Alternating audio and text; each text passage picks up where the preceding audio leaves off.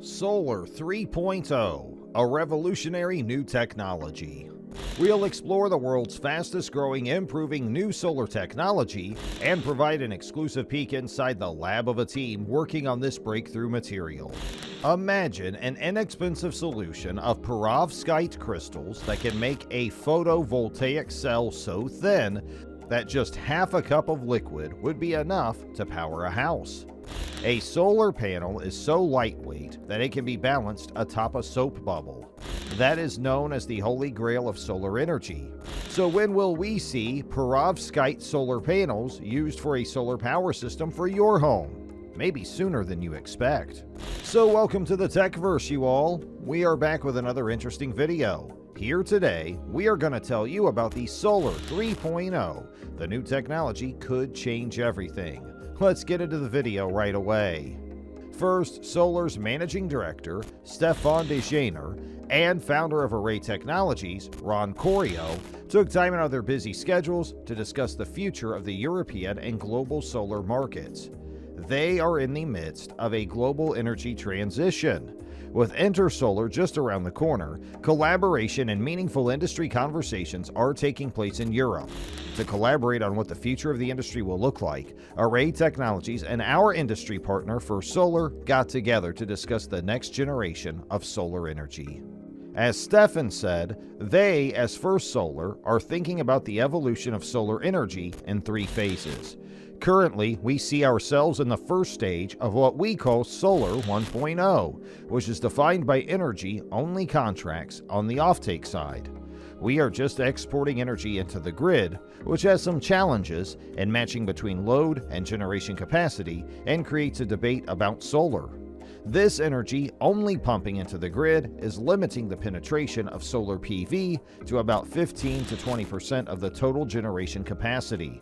So, if we want to meet the European target and the global target and want to go to 100% renewables, we should think of the next phase, Solar 2.0, which is the PV power plant combined with advanced plant control. Here in Europe, especially in Germany, several of the power plants are already controlled on a regular basis, but this is just curtailment, shutting the power plant down to maintain stability. So we are thinking about Solar 2.0 and how the power plant can be strategically managed for the output and provide frequency control or other grid services to support the grid and provide higher value energy to the grid. These grid reliability services would provide significant value to grid operators, and if this is fully understood and implemented with this advanced control, we could go up to approximately 40%. That is the stage we are preparing and we are coming along with pretty soon.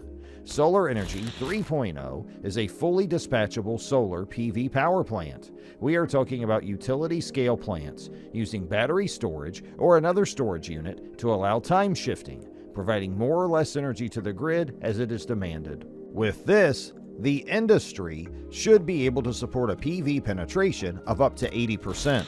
This is pretty similar to what the conventional generators are providing today. This is the basis for us to support our long-term climate ambitions, the decarbonization of energy and mobility, and etc. We see ourselves as a kind of thought leader, who is today combining the segments of PV, storage, and the political stakeholders.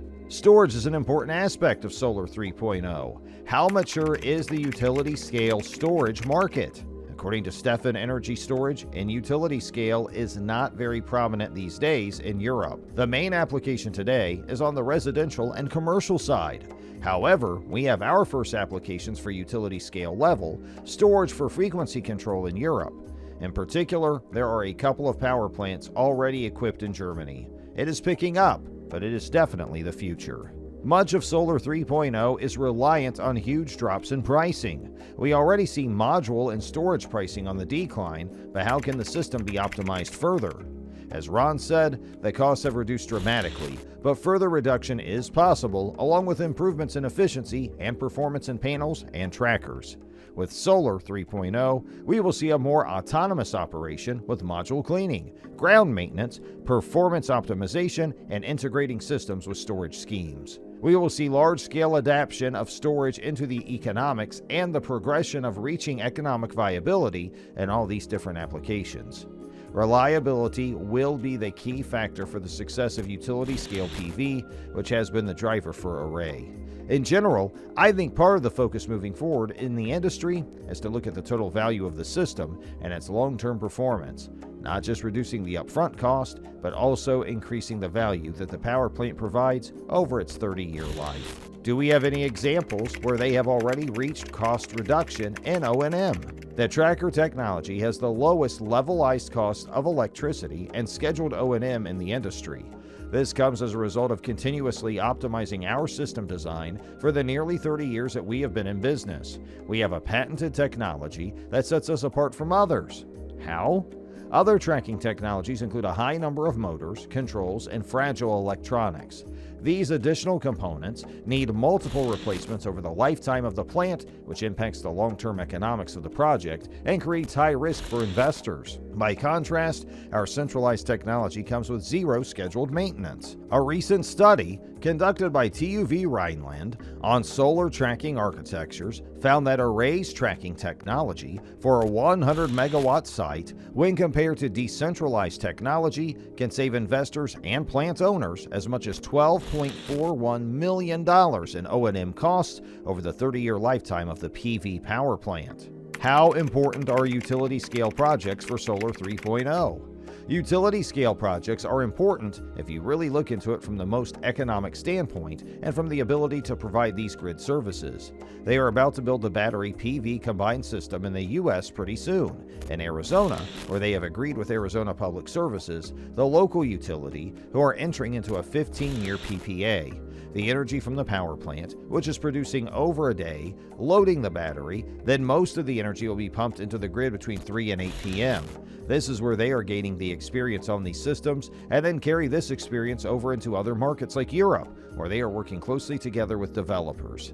The utility scale segment in Europe, somewhere between 100 and 150 megawatts, is a very important kind of pillar if they want to drive solar penetration up to levels of 60 to 80%. Utility-scale solar is obviously a much cheaper form of energy generation than residential or commercial projects. We will see the utility-scale market move forward just based on economics.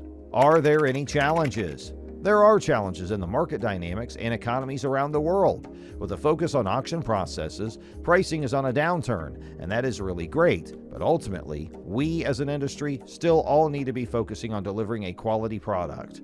The industry is very innovative and resilient, and I see the 80% penetration for renewables is doable within the next 20 to 30 years. Between economics, market, and demand, we need to be clear that we are all working in a regulated market. Energy is basically regulated all over the world. We need to work closely with the grid operators, etc., to achieve the 80% of solar penetration and 100% of renewables in the next decade. The industry is definitely well positioned to do that cleverly and produce reliable and cost-effective products. So with all this information we can conclude that Solar 3.0 is really something big, and it could change everything with time. Alright everyone, this brings us to the end of our video. If you liked the video, be sure to hit that like button, and don't forget to subscribe and hit that notification bell to stay updated.